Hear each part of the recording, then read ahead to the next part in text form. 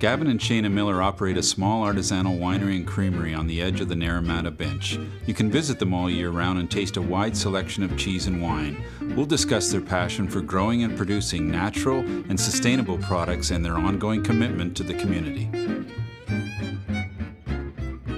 You guys grew up in Naramata. This place has changed dramatically over the last, say, 30 years, but you have strong connections to the community. Yeah, for sure. We as I was saying, we raised our family in Naramata for 16 years before we acquired this. Yeah, sold the family house and moved the kids, told the kids, hey kids, we're moving to town. Well, Gavin, you were making wine, Shana, you were making cheese. The concept was to bring it together. Is it everything you thought it could be or would be? Absolutely, it is. It is. It's a lot of fun. I mean, don't get me wrong. It's a lot of hard work. It's an artisanal winery. I look at both arts. You make wine, you make cheese. Do you feel like as artisans you can inspire each other, or? Definitely, I think, and we talk about our day at the end of the day and what does inspire us and what we could do differently. And how, let's start with the wine. I want to ask both of you about you. Gavin, you say that you're working mostly organic, or this vineyard now that you've been in it, you're not doing much to this vineyard. We're doing a lot, but we're doing it all sustainably, and there's no insecticides, no artificial fungicides, and certainly no herbicides. It's not difficult to grow grapes organically. It takes a little bit more work. It's more money. It's more money because it's more labor. Yeah, it's more labor for sure, but it's a labor of love. You know, I firmly believe that good wine is made in a vineyard, not in a winery. As you said, we're artisanal, and I feel most of the work's done out here. What about when you make cheese? Do you have the same natural sensibilities? Absolutely. Our milk comes from Dutchman Dairy, and it's a family in Sycamore, and they're actually brothers. They live side by side, and they share herds.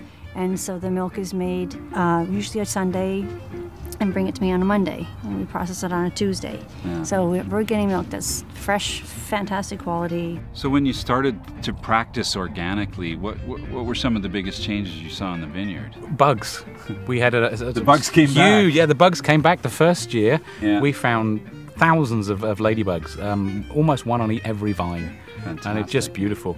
And then actually last year we found a complete infestation in praying mantis. Bugs eating bugs. Exactly. Yes. Be better. It's a food chain. You guys are like ground up. Yeah. It's not like you came here with bags of dough and opened a winery.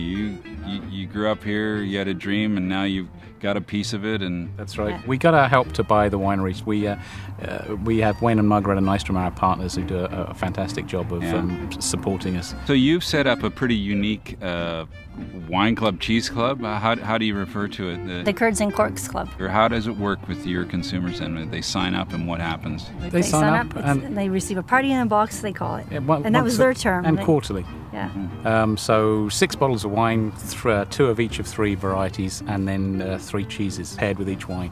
What can people do when they actually come and visit the winery? Well, obviously we do standard tastings, but we also have a beautiful patio where people can sit down and enjoy a cheese platter and either flights of wine or a glass of wine, bottle if necessary.